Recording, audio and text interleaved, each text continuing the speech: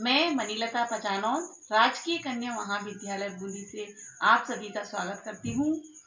आज हम संस्कृत साहित्य में रघुवंश महाकाव्य के द्वितीय सर्ग का अध्ययन करेंगे। शशाम वृष्ट्यापि विना दवाग्नि आसीद विशेषा फल पुष्प वृद्धि ऊनम न सत्वेष्व अधिको ववादे तस्मिन वनम गोप्तरी गहा माने। हर बार की तरह लिखेंगे यहाँ पर प्रसंग। प्रस्तुत श्लोक में महाकवि राजा दिलीप के वन में पहुंचने पर वन की सारी गतिविधियां सामान्य हो गई, इसी का यहाँ पर वर्णन करते हैं। सबसे पहले हम इसके शब्दार्थ देखेंगे।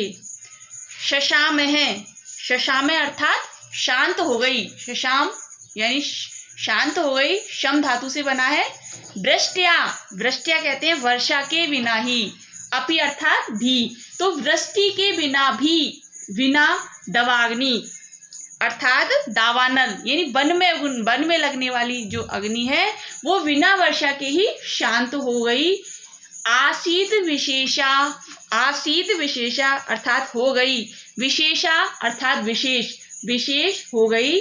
फल पुष्प वृद्धि, फल फूलों की समृद्धि। ऊनम, ऊनम अर्थात कमजोर, ने अर्थात नहीं।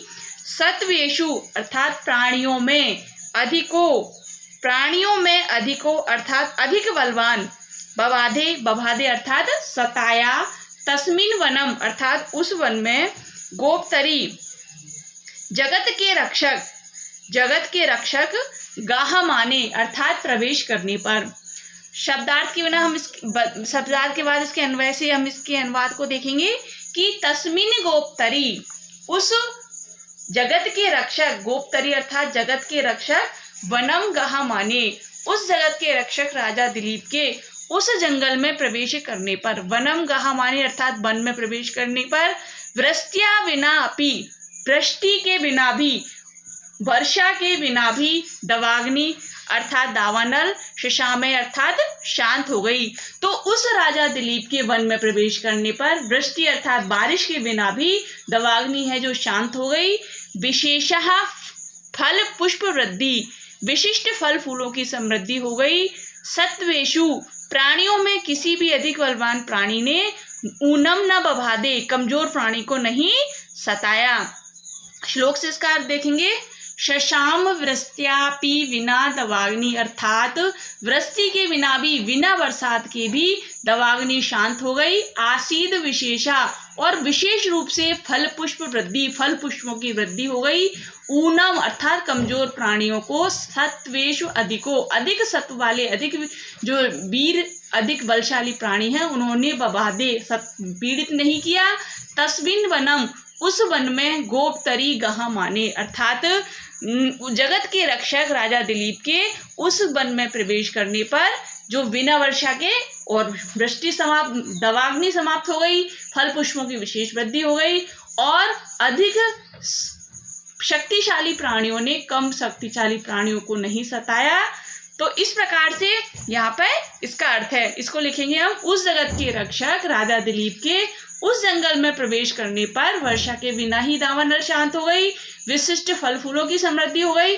प्राणियों में किसी भी अधिक बलवान प्राणी ने किसी कमजोर प्राणी को नहीं सताया। यहाँ पर वृष्ट्यापि अर्थात बिना वर्षा के दवाग्नि शांत कैसे हो सकती है, तो यहाँ पर विरोध प्रकट हुआ है, तो यहाँ पर विभावना अलंकार है। अब हम इसकी संस्कृत व्याख्या देखते हैं। तस्मिन अर्थात राजनी, यहाँ पे तस्मिन शब्द राजा के लिए आया है। राजा के, राजनी। गोप्तरी अर्थात रक्षके, उस राजा के द्वारा रक्षके। वनम अर्थात अरण्यम। गाह माने अर्थात प्रविश्य माने, प्रवेश करने पर। वृष्ट्या वर्षणेन, विना अपि विनैव। दवाग्नि दावानल है। शशाम है शांतिम जगह में है।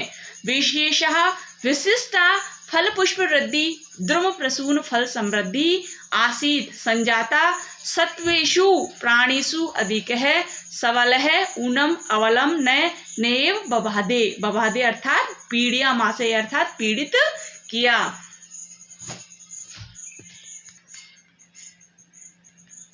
विशेष में देखेंगे दिलीप की रक्षण कार्य में तत्परता के प्रभाव का चित्रांकन करना यहाँ कवि का मूल उद्देश्य रहा है। वृष्टिया में विना के योग में तृतीय विभक्ति प्रयुक्त हुई है। उपजाति, वृत्ति तथा विभावना अलंकार का प्रयोग द्रष्टव्य है। आज के वीडियो में बस इतना ही। अगली वीडियो में हम अगले श्लोक का अध्ययन करेंगे।